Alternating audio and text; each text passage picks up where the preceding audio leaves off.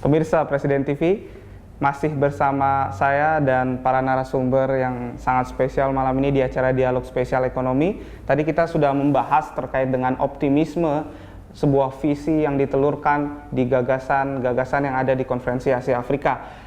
Tapi kita mesti lihat bahwa ada kekuatan ekonomi dunia dan kekuatan politik bahkan yang tergabung dalam Perserikatan Bangsa-Bangsa. Jokowi sebagai Presiden Republik Indonesia mengatakan bahwa PBB harus direformasi. Apa yang disebut dengan PBB harus direformasi? Mungkin Pak Asmi ada tanggapan terkait di mana posisi KAA di mata PBB secara global? Ya, secara pandangan kita sebagai pengamat ekonomi, kita menanggap satu reformasi yang ditanggapkan oleh Bapak Presiden Jokowi tentang reformasi PBB itu mungkin satu proposal yang tepat pada waktu ini. Tentu sekali dalam situasi negara yang dalam krisis ekonomi dunia dan krisis hutang luar negara Eropa, dan yang menampak kepada krisis ekonomi yang membebankan krisis keuangan, defisit keuangan negara, sehingga anjloknya ekonomi rupiah yang membebankan negara. Maka ini satu langkah yang positif bagi kita untuk mengusahakan satu gagasan yang luar biasa dalam waktu saat konferensi Asia Afrika ini, dengan ada kehadiran juga konferensi World Economic Forum. Tentu ini akan membagikan pada Indonesia opportunity yang lebih meluas untuk kita sharing kemampuan dan negara dengan sumber daya alam ini, Indonesia yang kita miliki. Ini akan menjadi satu proses yang akan mengembangkan kemampuan Indonesia sebagai sebuah negara maju di dunia, dan di sini kita akan mendapat memposisikan kita di PBB. Mudah-mudahan posisi yang ada sekarang ini akan dapat dibalanskan. Indonesia akan menjadi leader di dalam PBB, sebagian daripada mewakili Asia Afrika untuk mendapat suara yang lebih dalam pembagian sharing pandangan politik, ekonomis, dan juga kebebasan sesebuah negara di dunia ini, di dalam pertubuhan dunia. Maka itu yang saya rasa ini ada satu konferensi yang sangat baik bagi Indonesia dan negara-negara Asia Afrika. Mudah-mudahan dengan hasil konferensi ini nanti Presiden Jokowi akan lebih menguatkan lagi komitmen untuk membuat Indonesia sebagai kuasa ekonomi dunia yang boleh didengar oleh masyarakat dunia. Pak Roy, terkait tanggapan Bapak Asmi soal mungkinkah Indonesia menjadi leader? Pak Roy banyak bergelut di dunia motivator gitu Pak ya, motivasi untuk kewirausahaan. Bagaimana Pak Roy melihat potensi Indonesia menjadi leader?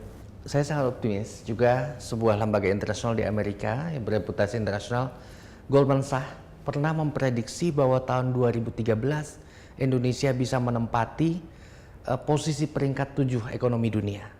Apa yang menyebabkan hal ini belum tercapai adalah konsolidasi di dalam.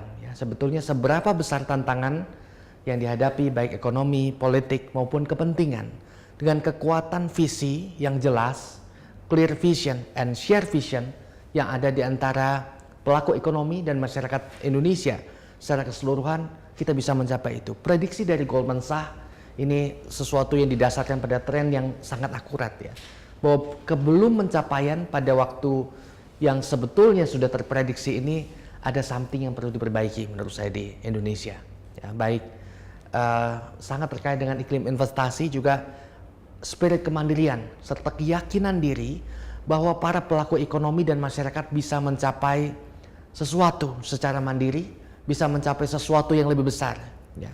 Banyak pelaku ekonomi maupun masyarakat tidak berani berpikir besar, sehingga juga tidak berani memasang target yang lebih besar dan memiliki keyakinan bahwa memiliki kemampuan yang sangat terbatas. Maka perlu tergantung kepada A, kepada B, dan tidak berani untuk bisa menampilkan secara sukses tanpa adanya support dari para pelaku ekonomi yang lain di luar negeri. Ini yang menyebabkan sebetulnya juga ketergantungan itu menjadi begitu besar. Ya. Seseorang dengan katakanlah tidak memiliki modal dasar yang besar, tetapi dia optimis dengan memiliki keyakinan bahwa ia mampu melakukannya, mempunyai capaian-capaian yang besar, memiliki visi yang besar, termasuk dalam pencapaian hasil dari sebuah aktivitas ekonomi yang itu tidak pernah terlepas dari nilai-nilai budaya bangsa, ya, di mana nilai-nilai budaya dan nilai-nilai keunggulan Indonesia ini seperti kita banyak melupakan bahwa ini merupakan modal dasar yang luar biasa besar. Ya. Termasuk Jepang bisa menjadi besar karena ada values, ya, atau nilai-nilai yang dipegang. Ya. Bushido spirit, Kaizen, Kanban, just in time, kemudian Nemoashi, Suko, itu nilai-nilai. Indonesia memiliki banyak sekali nilai-nilai yang memperkuat fondasi ekonomi, tetapi itu sementara dilupakan.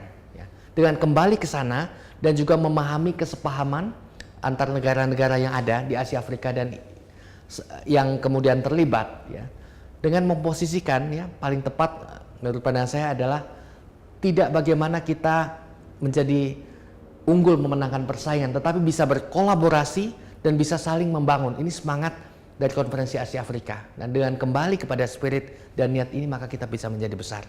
Dan saya optimis dan sangat sependapat bahwa yang dilakukan oleh Pak Asmi ini sangat mungkin tercapai dalam kurun waktu yang tertentu dan cepat. Amin. Baik, di segmen berikutnya kami akan membahas tentang apa yang telah dilakukan pemerintah Indonesia terkait program-program untuk meningkatkan kesejahteraan ekonomi. Tetap di Dialog Spesial Ekonomi menyambut Konferensi Asia Afrika.